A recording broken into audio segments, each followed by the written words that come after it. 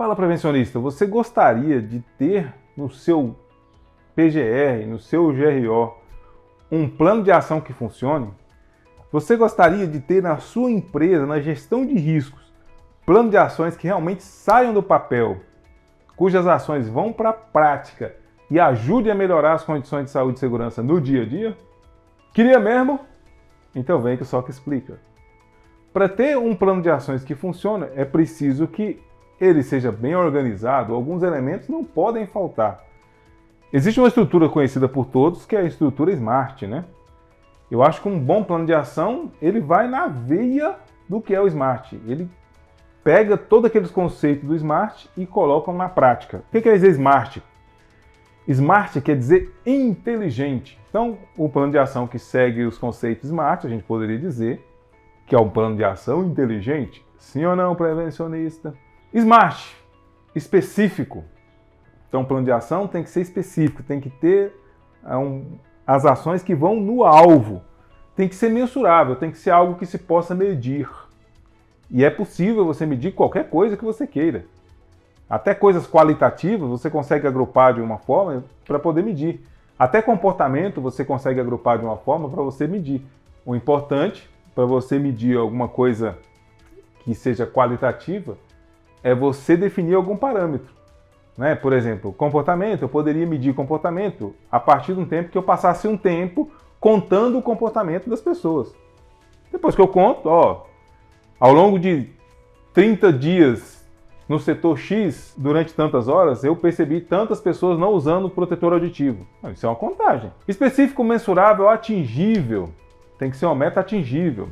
Por exemplo, a empresa tem média de 30 acidentes de trabalho por ano. Vamos colocar no nosso plano de ação que a meta para o próximo ano é zerar. Opa, peraí. Você quer sair de 30 acidentes de trabalho por ano para zero no outro ano? Isso é atingível? Sério mesmo? Então, tem que ser algo atingível, que seja alcançável. A metodologia também traz relevante. Então tem que ser algo relevante. Por exemplo, a empresa tem uma média de 30 acidentes de trabalho por ano. Meta para o próximo ano, sair de 30 para 29. Opa! Será que é relevante? Aparentemente não, né?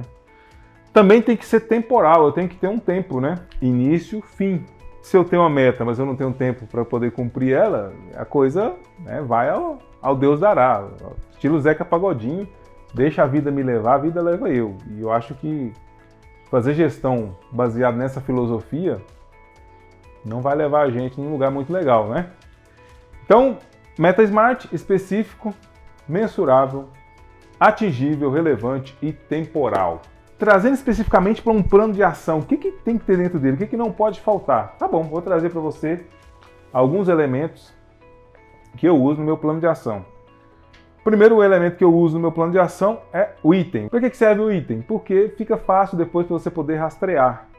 Você fala, o item 4 do plano de ação não foi feito. Tarará, aí você já sabe o que é o item 4. Ação, o que é ação? É aquilo que efetivamente vai ser feito. Isso é importantíssimo, você definir, né? Não tem que ser específico. Por exemplo, realizar capacitação sobre o uso de EPI. Ação. Para quais trabalhadores? Para os trabalhadores X, Y, C. Meta.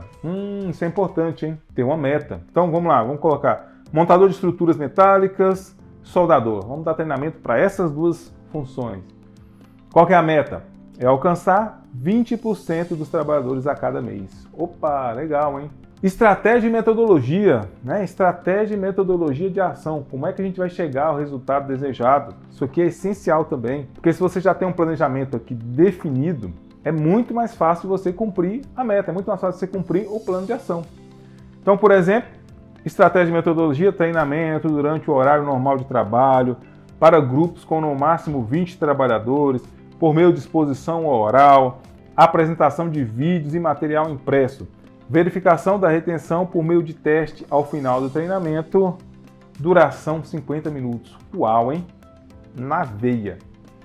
Estratégia e metodologia. Como é que nós vamos cumprir essa ação? Também você pode colocar lá na frente o conceito de prioridades. Também ajuda. A nova NR1, inclusive, fala toda hora sobre prioridade. colocar a pessoa responsável, que não deve ser sempre o técnico de segurança do trabalho. Nesse exemplo aqui de ministrar treinamento, sim, acaba sendo o técnico, mas vamos lá. É preciso colocar um corrimão na escada, não vai ser o técnico.